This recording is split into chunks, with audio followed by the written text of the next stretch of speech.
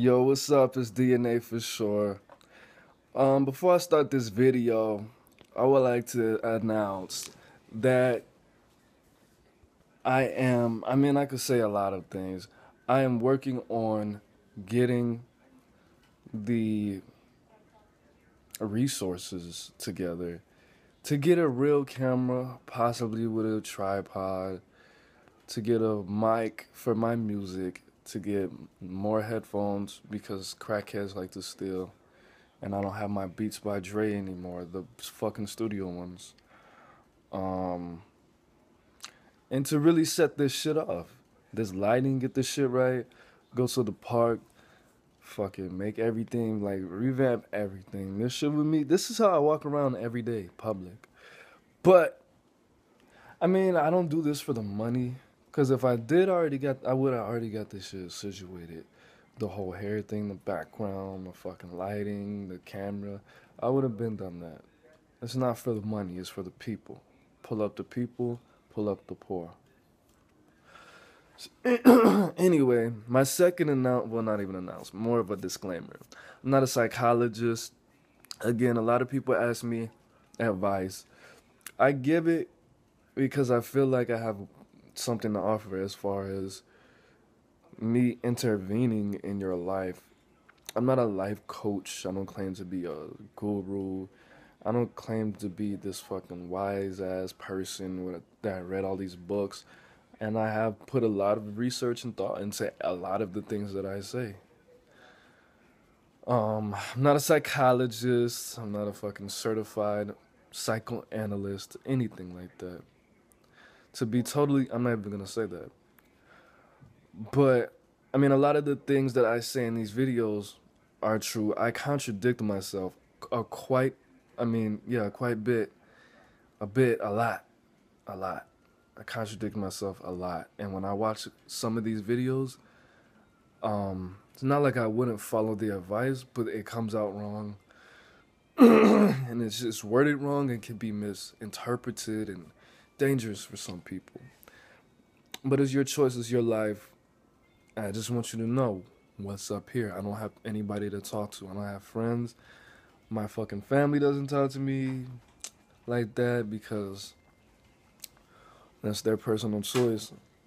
I'm not always drunk when I fucking talk to people. I'm not drunk right now. I'm about to get drunk though. But let's go into it.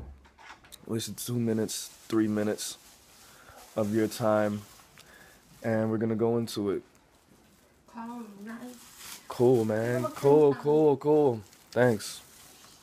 So, anyways, this video, one pack of cigarettes. This video is about the importance of learning psychology. Why should you know psychology or something about it? I was told the dark side of psychology. When I really started reading about it a lot more heavy, my friend at the time, I'm not even going to say his name, he was a big fan of psychology because of his circumstances during the earlier times of his life.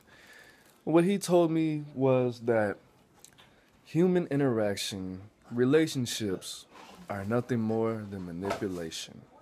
And the more that you know psychology, the more that you can read people and manipulate people, the better that your relationships will be, the more powerful that you would be as a person.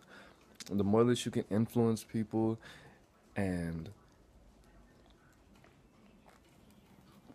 manipulate people, the more enriching your relationships will be and meaningful.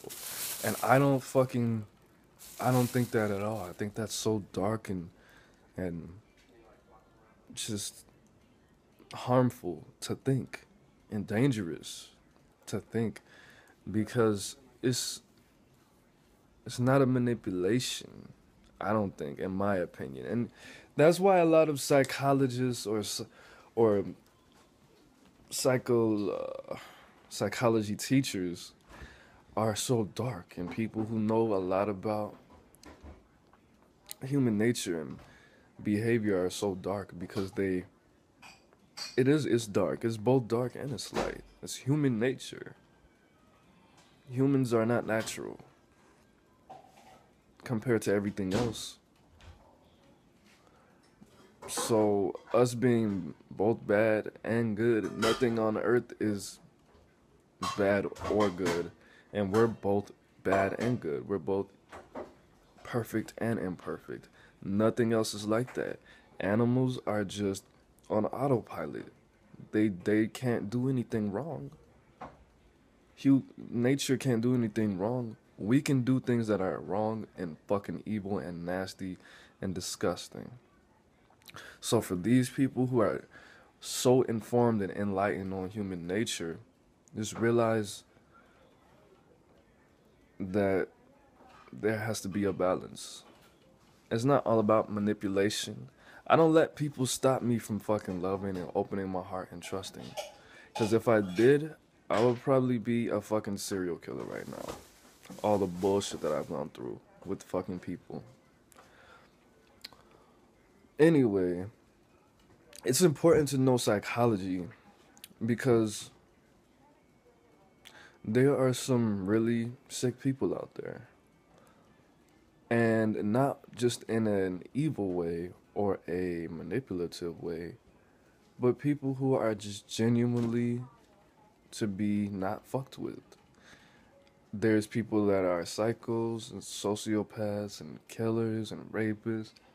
And, you know, you can recognize some of these signs of psychopathy and sociopathy and people just running around schizo, not taking medicine, and bipolar, and certain things that the average person doesn't really recognize. And if you just study each personality disorder and mental illness for about a week or 2 weeks or a month and just indulge in these studies, you would be a lot better off than the average Joe just walking around like one of my friends. I didn't know he was a sociopath. His best friend was a fucking psychopath.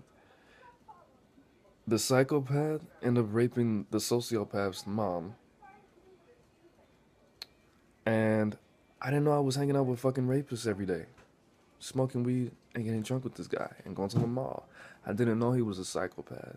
Because I didn't know the symptoms of a psychopath. But now I do. I mean, one of the key points of being a psychopath or a sociopath, people don't really, it's their ability to blend in. It's the ability to mask these reactions as real emotions or lack of reactions as real emotions. Knowing that when some people are on the street and they look like they're on drugs, they act like they're on drugs, they act like they're drunk and high, they're really schizophrenic and they're really, in some cases, dangerous, in some cases, harmless. But you need to really know shit like that. Another one of my good friends, extremely codependent. Like, if you watch Girl Interrupted, like I went so far as to watch that. I read a lot of books on this shit. I'm not a psychologist, but I can diagnose a lot of things from a distance. Medium, light medium to fucking extreme things. And I went around for like months diagnosing people mentally and saying, oh, this must have happened. What was your relationship with your mom like? What was your relationship with your dad like? When's the last time that you had a girlfriend or a boyfriend? And I'm just constantly just asking people, random people, these really personal questions, taking mental notes, and asking them if they've ever been to anger management, and them telling me that they're bipolar, and me just taking mental notes and asking people and just listening very closely to what people have to say and what the possibility of their personality may be that they're not showing me. That's really, it didn't make me, it made me a little bit paranoid, that situation and other situations that I've been running into all these mentally ill people in life. The older you get, you know, I wasn't in like a I never grew up around like in an institution, and I ran into a lot of people who are just, you know, they say one 1% of America is psychopath, 1% is sociopath, 1% is bipolar. Like these three, that 3%, that fucking, what is that? 3 million people that have a personality disorder and a mood disorder. And these people have combinations of these. A lot of these symptoms